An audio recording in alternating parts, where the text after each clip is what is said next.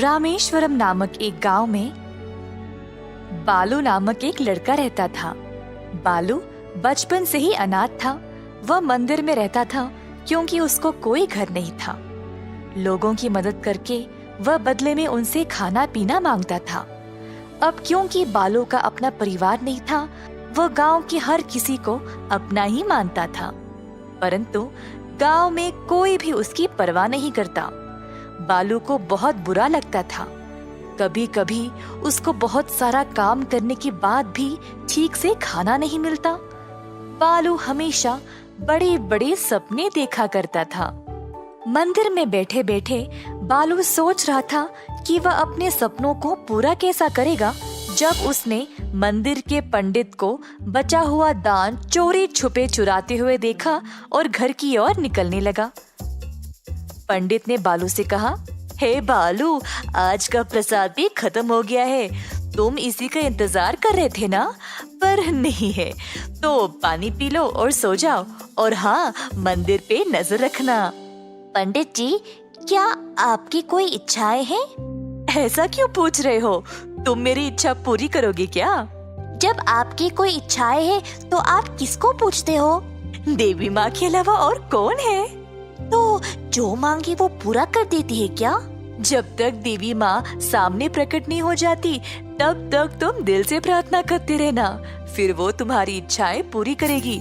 चलो, मुझे अब देर हो रही है, मुझे जाना है। ऐसा कहकर पंडित चला गया। बालू खड़ा हुआ और देवी माँ की मूर्ति के पास गया। अपना पूरा ध्यान लगाकर बालू अपने मन में देवी माँ का जाप करना शुरू किया। इसी तरह हफ्ते बीत गए और बालू प्रार्थना करता ही गया। एक रात बालू जब प्रार्थना कर रहा था, तब बालू, तुम्हारी भक्ति से मैं प्रसन्न हुई हूँ। बोलो, क्या चाहिए तुम्हें? काफी देर तक सोचने के बाद बालू ने कहा, देवी माँ, मुझे ये वरदान दो कि मैं जो भी छूऊं वो सोने में बदल जाए। अच्छा, अवश्य। बालू को यह वरदान मिलते ही उसने मंदिर को छुआ और पूरा मंदिर सोने में बदल गया। यह देखकर बालू खुशी से झूम उठा और सुबह सवेरे गांव की ओर चला गया। बालू गांव के बीचों बीच एक बरगद के पेड़ के पास गया और सबको बुलाया। मेरे भाइयों बहनों, बड़े और बुजुर्ग, सब आ जाओ इधर, देखो जादू। क्या हुआ बच्चे, इतनी सुबह सुबह क्यों चिल्ला रहे हो? अपनी आंखें खोलो और देखो। ऐसा कहकर बालू ने पेड़ को छुआ तो पूरा पेड़ सोने में बदल गया। सब लोग चमकीले सुनहरे पेड़ को देखकर आश्चर्यचकित रह गए। ये मेरी जादुई शक्ति है, जिससे मैं जो भी अपने हाथों से छूऊं वो सोने में बदल जाता है। ये सुनकर सब लोग और भी हैरान रह गए। सबको अब बालू पसंद आने लगा और उससे अच्छा बर्ताव करने लगे। बालू बहुत खुश हो गया और इधर से उधर दौड़ने लगा कुछ और बच्चों के साथ। बालू घर से घर जाने लगा, सब कुछ छूते हुए। एक एक करके सारे घर सोने में बदलने लगे और जल्द पूरा शहर एक सुनहरा शहर बन गया। सब लोग बालू की प्रशंसा करने लगे। सब लोगों ने उसको मजेदार भोजन भी दिया। बालू भी ये सब देखकर उत्सुक हो गया। टोकरी से जब उसने सेब को उठाया तो सेब भी सोने में बदल गया और बालू उसको खा नहीं पाया। ये देखकर बालू दंग रह गया। उसने सोचा कि अगर ऐसा ही रहा तो उसको भूखा मरना पड़ेगा। फिर उसको पानी पीना था, पर पानी के मटके को छूते ही पानी और मटका दोनों सोने में बदल गए। बालू को समझ नहीं आया कि अब वह क्या करे। उसकी शक्ति उसको भूखा और प्यासा रख रही थी। बालू जल्दी एक नदी के पास गया और पानी लेने नदी में हाथ डालते ही पूरी की पूरी नदी सख्त सोने में बदल गई। जल्द गांव के सभी लोगों ने देखा कि कहीं भी पानी ही नहीं है और सब कुछ सोने में बदल गया, तो वो परेशान होकर बालू के पास दौड़ते हुए आए। तुमने ये क्या किया बालू? तुमने सारे पानी को सोने में बदल डाला। अब हमारे पास पीने के लिए कुछ नहीं है। हम कैसे जीवित रहेंगे? तुमने सारे गांव को नष्ट कर दिया। गांव के सारे लोग बालू को ताने मारने लगे। वही लोग जो बस कुछ देर पहले उसकी प्रशंसा कर रहे थे, अब एक क्षण में उसके दुश्मन बन गए, उसको अकेला छोड़कर चले गए। ये सब सहकर बालू कूट कूट के रोने लगा। बालू को इतना दुखी और परेशान देखकर देवी माँ फिर से उसके सामने प्रकट हुई। क्या अब तुमने देख लिया कि तुम्हारी इच्छा का परिणाम क्या हुआ? तुमने कुछ सीखा या नहीं? देवी माँ, मैं बचपन से अकेला हूँ, तो मैंने इस गांव को ही अपना माना था। मुझे लगा अगर मेरे पास ऐसी कोई शक्ति होगी तो सब लोग मुझे पसंद करेंगे और मेरे साथ रहना चाहेंगे। मेरा और कोई इरादा नहीं था। ठीक है बालू, मैं इस वरदान को वापस ले लूंगी और सब कुछ पहले जैसा कर दूंगी। ऐसा कहकर देवी माँ ने सब कुछ ठीक कर दिया और बालू को आशीर्वाद दिया कि वह हमेशा स्वस्थ रहे और गांव के सभी लोग उसको प्यार करें और उसका अच्छे से ख्याल रखें। इस कहानी से हम ये सीखते हैं कि जो भी अपनी बुद्धि का उपयोग नहीं करेगा वो कभी कुछ नहीं पा सकता, पर जो सोच समझकर काम करता है वो दुनिया की किसी भी बाधा को आसानी से पार कर सकता है। एक समय की बात है जब दूर एक राज्य में रहता था एक सच्चा और अच्छा महाराज। वह बहुत बुद्धिमान था और उसने एक शानदार सिंहासन खड़ा किया था। महाराज अत्यंत धनवान भी था। उनके पास थे 7 गुप्त कक्ष जहाँ पर वह अपना सारा सोना और धन रखा करते थे और केवल उन्हीं को उन कक्षों की पहुँच थी। उन कक्षाओं को खोलने की चाबी उनकी छड़ी थी, जिसको वो हमेशा अपने पास ही रखते थे। छड़ी के ऊपर एक हरा रत्न था, जिसको कक्ष के दरवाजे के ताले लगाने की छेद में डालना होता है, जिससे वो बड़ा दरवाजा खुल जाता है। अब सारे धन दौलत में महाराज को एक चीज बहुत प्यारी थी, जो 7वें कक्ष में रखा हुआ था। वह एक सुंदर अंगूठी थी, जिसको महाराज की माँ ने मरने से पहले दिया था। अतः महाराज ने उस अंगूठी को एक शीशे के बक्से में रखा था। हर रोज अपनी माँ की याद में वह उस अंगूठी को देखा करते थे और फिर अपनी छड़ी से दरवाजा पर ताला लगा देते थे।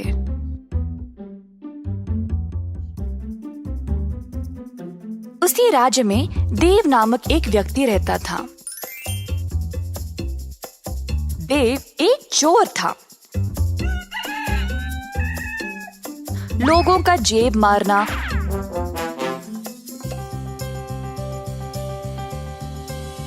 और छोटी मोटी चोरी दुकानों से करना उसका काम था। मगर अब देव इन छोटी मोटी चोरियों से ऊब गया था। अब कुछ बड़ा करना चाहता था, अमीर बनने के लिए।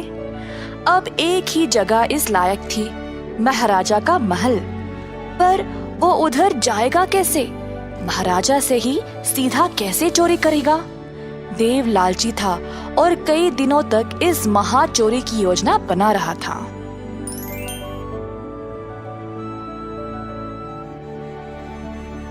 एक दिन देव महल के इर्द गिर्द घूम रहा था जब उसकी मुलाकात उसके एक बचपन के दोस्त से हो गई, जो अब एक महल का पहरेदार था। प्रणाम मेरे दोस्त, कैसे हो? बहुत खूब देव, अब मैं राजमहल के दरवाजे की पहरेदारी करता हूँ। बहुत समय के बाद हम मिले हैं, तो तुम क्या करते हो? देव ने सोचा कि यही मौका है अंदर घुसने का। दरअसल मैं एक लेखक हूँ और हमारे राज्यों की अनोखी सुंदरता के बारे में लिख रहा हूँ। मैं दूर दूर तक यात्रा करता हूँ और उन जगहों के बारे में, उनका खाना पीना, उनके संस्कारों के बारे में लिखता हूँ। अब मेरा अगला विषय महाराज के इस किले के बारे में है और उसके वास्तुकला के बारे में। और मैं महाराजा को प्रशंसा करना चाहता हूँ ऐसा अनोखा महल बनाने के लिए। इसीलिए मैं यहाँ जानकारी के लिए आया था, परंतु इधर कोई मेरी सहायता के लिए है ही नहीं। इस महल के कई अनोखे चमत्कार है, मैंने तो ये भी सुना है कि इधर 7 गुप्त कक्षाएं हैं जहाँ पर महाराज अपना सारा खजाना रखते हैं। अच्छा, ये तो काफी अनोखा लगता है। और कुछ बता सकते हो तुम मुझे? अरे हाँ, और इन कक्षाओं के बारे में तो बहुत लोग जानते हैं, पर बहुत कम को पता है कि इन कक्षाओं को केवल महाराज की छड़ी से ही खोला जा सकता है। ओह, वही जिस पे हरा रत्न लगा है। वाह, मुझे तो पता ही नहीं था। हाँ, वही। खैर, उम्मीद है तुम्हें कुछ तो जानकारी मिल गई। अब मैं चलता हूँ, फिर मिलेंगे देव। देव ने अपने दोस्त को अलविदा कहा और वापस घर चला गया। देव ने सोचा कि ये 7 कक्षाएं तो बहुत हो जाएंगे, तो अब उसको एक कक्षा चुनना पड़ेगा जिससे उसका सारा जीवन संवर जाएगा। पर महाराज की छड़ी को वह चुराएगा कैसे? देव ने एक योजना बनाई 7वें कक्ष की चोरी करने का। बीच रात का समय था। देव महल के अंदर घुस गया जब उसका पहरेदार दोस्त दरवाजे पर सो गया था। देव ने महाराज के कमरे की ओर देखा और एक रस्सी को दीवार पे लगे एक डंडे पर डाला और खुद को ऊपर खींचने लगा। खिड़की से झांक के देखा तो महाराज सोए थे। धीरे से वह कमरे में आया और वही थी छड़ी। देव ने छड़ी ली और महल की सीढ़ियों से कक्षों तक पहुंच गया, परंतु हर एक कक्ष पर एक पहरेदार था। देव ने कुछ जानवर की आवाज निकाली और पहरेदार देखने चले गए कि वह है क्या। तुरंत देव 7वें कक्ष की ओर गया और छड़ी से दरवाजे को खोल दिया। देव ने अपना भोरे निकाला और जितना हो सका उसमें डाल दिया। शीशे के बक्से वाली अंगूठी भी उठा लिया और जल्दी से दरवाजे को बंद करके वहां से चला गया। अगले दिन महाराज जब नींद से जागे तो हैरान परेशान हो गए। उनकी छड़ी लापता थी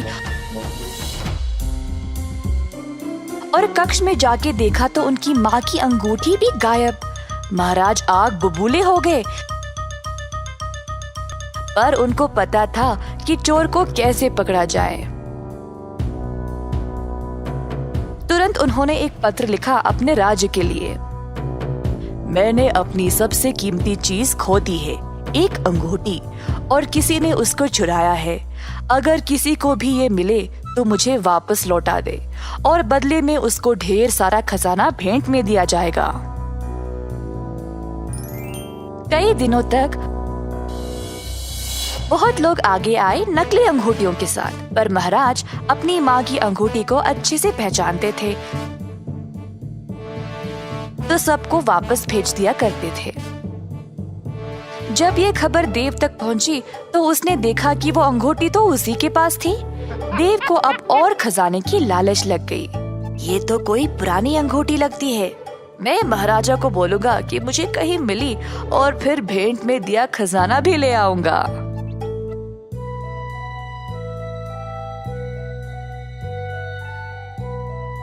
देव महाराज के पास गया और बोला, प्रणाम महाराज, मुझे ये अंगूठी मिली है तो आपको दिखाना चाहता था।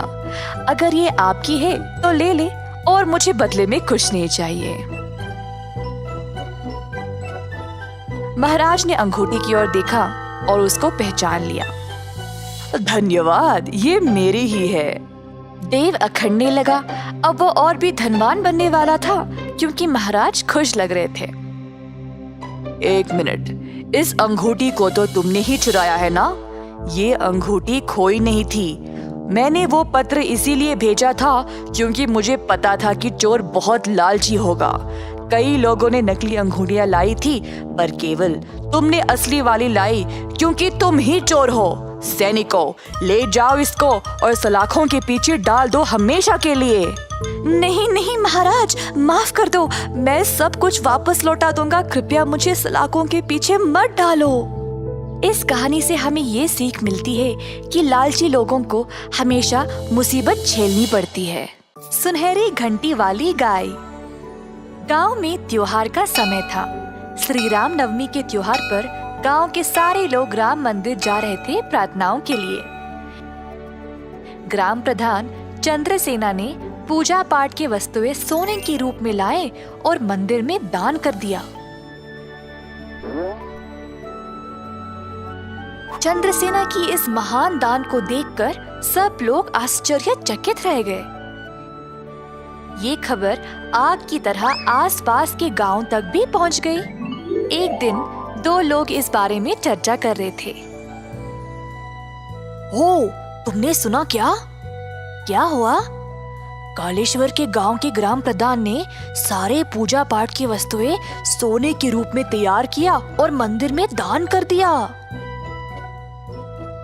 इसी दौरान एक चोर ये सारी बातें सुन रहा था और फिर उस गांव पर जाने का निर्णय ले लिया। गांव की ओर निकल पड़ा और सुबह सवेरे 4 बजे वह मंदिर पहुंच गया।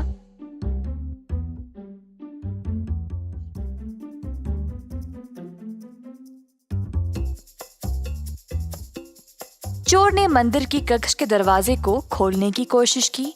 जब खुला तो अंदर सोने की वस्तुएं देखकर चकित रह गया। जल्दी में उसने आगे की सीढ़ी नहीं देखी और फिसल गिर पड़ा। जो भक्त मंदिर में सो रहे थे जाग गए और तुरंत उस दिशा में गए। चोर वहां से जल्दी भागना चाहता था। तुरंत उसने एक सोने की घंटी उठाई और वहां से भाग निकला।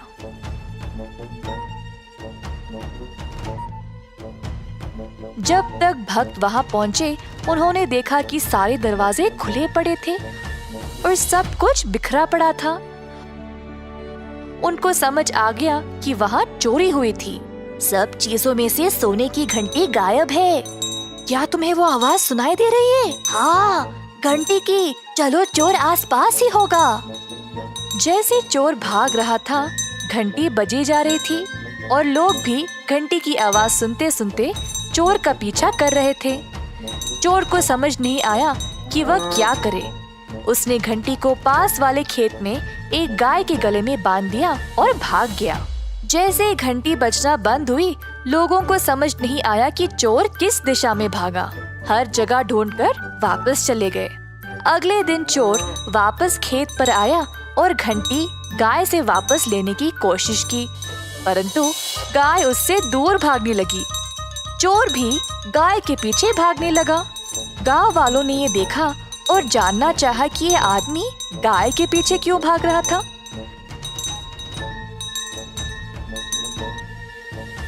तभी उन्होंने देखा कि वो सोने की घंटी गाय के गले में लटक रही थी। अब सबको समझ आ गया कि वही आदमी ने चोरी की थी। सब उसके पास आए और उसको रंगे हाथ पकड़ लिया।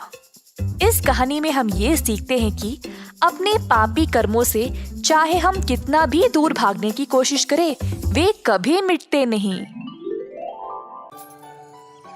कई साल पहले की बात है। एक महान से राज्य में कृष्णदेवराय नामक एक शासक रहा करते थे। उनकी माँ बहुत धार्मिक महिला थी। माताजी ने अपने जीवन में कई धार्मिक स्थानों का दर्शन किया और बहुत सारे पूजा पाठ में भी भाग लिया था। महाराज अपनी माँ से बहुत प्रेम करते थे। जैसे साल बीतते गए,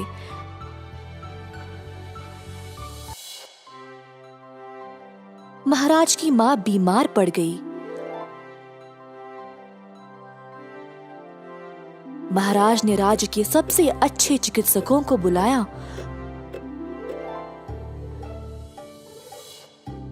परंतु माँ जी की अब उम्र हो चुकी थी। सबसे अच्छी दवाई भी काम नहीं किए और अंत में वह चल बसी। महाराज कृष्णदेवराय अकेला महसूस करने लगे और अपनी माँ को बहुत याद करते थे। जब उनकी माँ बीमार थी, तब वह अपने बेटे से आम खाने की मांग करती थी, परंतु आम का बंदोबस्त करने से पहले ही वह चल बसी। महाराज को ये बात और भी ज्यादा चुभने लगी कि वह अपनी माँ की आखिरी इच्छा पूरी नहीं कर पाए। आखिरकार समय आ गया था उनको इस संसार से विदा करने का। अंतिम संस्कार करने के लिए जो पुजारी आए थे, वे माता जी की आखिरी इच्छा के बारे में जानकर उसका गलत फायदा उठाना चाहने लगे। महाराज, आपकी माता जी की आखिरी इच्छा मीठे आम खाने की थी, जो अधूरी रह गई। अब उनकी आत्मा की शांति के लिए आपको कुछ सुनहरे आम दान में देना होगा। क्योंकि महाराज पहले से निराश थे, उनको लगा कि उन्हें इतना तो करना चाहिए। उनको पुजारियों पर अंधविश्वास था और बात मान ली।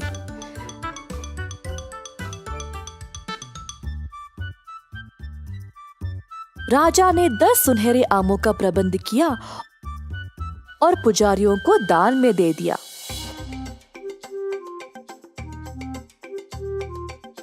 पुजारी बहुत खुश थे कि उनकी दुष्ट योजना काम कर गई। अंतिम संस्कार करके सोने के आम लेकर अपने अपने घर वापस चले गए। हालांकि महाराज के सेवक बुद्धिमान रामदास ने देखा कि क्या हुआ और राजा को दिए गए पुजारियों के तर्क को समझ नहीं पाया। पुजारियों के हाथ में सुनहरे आम कैसे एक मरे हुए इंसान की आत्मा को खुश कर सकता है? उसको पता था कि पुजारियों ने महाराज को बेवकूफ बनाया। रामदास ने उन सबको सबक सिखाना चाहा। कुछ दिनों बाद रामदास ने पुजारियों को अपने घर आमंत्रित किया।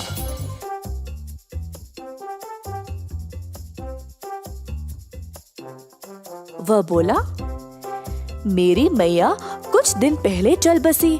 मुझे लगता है उनकी आत्मा को शांति नहीं मिली। उनके अंतिम दिनों में वह चाहती थी कि मैं उसके सिर पर गरम लोहे की छड़ी से मारूं, परंतु मैं ऐसा नहीं कर पाया और फिर वह चल बसी। अब जैसे आप लोगों ने राजा को सुनहरे आम दान में देने का सुझाव दिया, वैसे ही मुझे भी अपनी माँ की आत्मा की शांति के लिए ऐसा ही कुछ करना पड़ेगा, है ना? मुझे आप सबको गरम लोहे की छड़ी से मारना पड़ेगा अपनी माँ के लिए। ऐसा कहकर रामदास ने एक गरम गरम लोहे की छड़ी की ओर दिखाया जो उसका नौकर पकड़ा हुआ था। सारे पुजारी भयभीत हो गए। रामदास के कदमों पर गिरकर दया की भीख मांगने लगे। रामदास ने सबको वो सुनहरे आम वापस करने को कहा और दया की भीख महाराज से मांगने को बोला।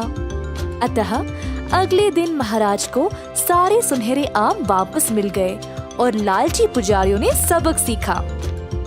एक बार फिर रामदास को उसकी सतर्कता और समझदारी के लिए प्रशंसा मिली।